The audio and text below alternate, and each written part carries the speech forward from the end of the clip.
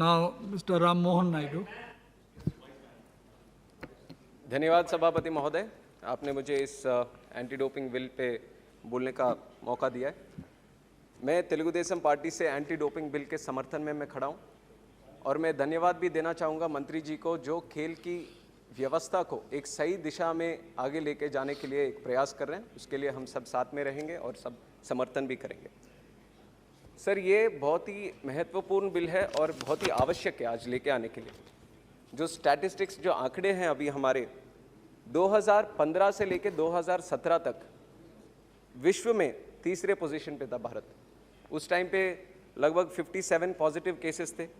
उसके बाद अगर देखा जाए तो 2018 में 117 पॉजिटिव केसेस हुए, 2019 में 255 केसेस हुए। तो इस तरह से अगर देखा जाए तो ये केसेस बढ़ते जा रहे हैं। और आज भी थोड़ा दुख की बात है, जो कॉमनवेल्थ गेम्स होने वाले हैं उसमें भी लगभग 10 खिलाड़ी फेल हो गए, जो डोप टेस्ट है। तो बहुत ही आवश्यक है, इसको लेके आने की ज़रूरत तो बहुत ही है। और बहुत डेलिब्रेशंस के साथ भी, सेलेक्ट कमेटी के बाद बहुत ही legal experts, medical experts, sports के एक्सपर्ट्स, सबके साथ डिस्कस करने के बाद ये बिल लेके आए।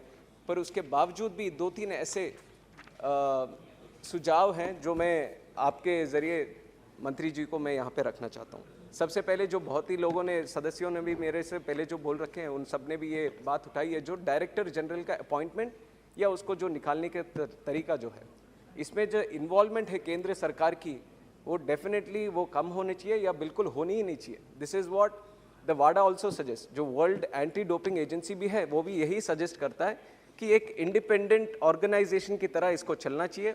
उसमें मिनिमम गवर्नेंस इंटरफेरेंस होना चाहिए ताकि वो अपने काम सही तरीके से बिना कोई इन्फ्लुएंस के साथ वो करे।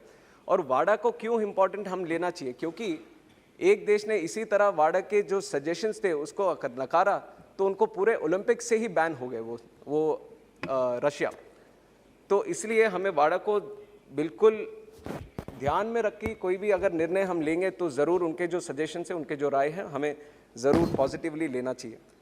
सर, इसके बाद दूसरी जो बात है, अभी क्रिमिनल CRPC भी हमने ऐड किया है इसके ऊपर। तो ये बिल क्लॉज 19 भी सजेस्ट करता है कि NADA can enter, search and seize for anti doping activities under CRPC. I just want to get a clarification from the Honorable Minister that this kind of clause will not be misused by any of the organizational officers. Will they be given any legal warrants before they are searching any player or not? That kind of clarification I would like from the Honorable Minister. Sir, other than this, एक और important बात जो मैं रखना चाहूँगा, national dope testing laboratory. पहले ऐसा होता था कि जो NDTL इंडिया का जो नेशनल डोप टेस्टिंग लैबोरेटरी था, वहाँ पे 6 केसेस ऐसे उन्होंने टेस्ट किया जो नेगेटिव आए। फिर बाद में मॉन्ट्रियल कनाडा में एक टेस्टिंग फैसिलिटी को जब उन्होंने भेजा तो वहाँ पे पॉजिटिव आए। तो इस तरह के काफ़ी इंस्टेंसेस ऐसे हुए थे जहाँ पे हमारे यहाँ पे अगर टेस्टिंग हो रहा था तो नेगेटिव आ रहे थे, कहीं और दूसरे लैब में अगर उसको करेंगे तो पॉजिटिव आएंगे। तो ऐसा क्या बदला? अभी तो ज़रूर ये लैबोरेटरीज़ को हम रिकग्नाइज करने का एक कानून तो लेके आ रहे हैं, पर ऐसा क्या बदलाव हम लेके आ रहे हैं इसके अंदर या इंफ्रास्ट्रक्चर के अंदर कि इस तरीके के इंस्टेंसेस आगे हम रिपीट नहीं करेंगे? तो this clarification also I definitely like from the honourable minister sir. Sir, the third point that I would want to make, इसमें एथलीट को डिफाइन किया है, but the only confusion that I have right here is if there is any player, foreign player, who is coming from outside the country and competing in an event in India, will he be under the ambit of this law or will he be under their own parent country law? तो ये भी अगर, क्योंकि athlete को पूरी तरह से उसमें डेफिनेशन में मैं समझ नहीं पा रहा हूँ कि अगर बाहर के खिलाड़ी यहाँ पे आके इस देश में खेलते हैं क्या वो भी इस कानून के अंदर आते हैं कि नहीं आते?